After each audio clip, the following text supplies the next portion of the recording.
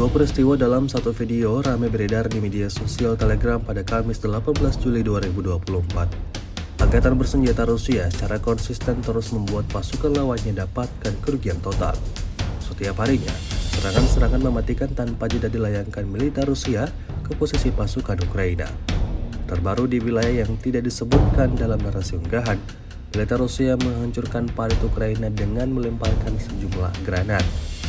Merasa belum puas, militer Rusia tidak hanya menghancurkan parit musuhnya, tetapi juga sekaligus melakukan penangkapan terhadap semua personel militer Ukraina yang ada di dalam parit. Seperti yang terlihat dalam rekaman, insiden ini jelas membuktikan ketangguhan militer Rusia di medan pertempuran.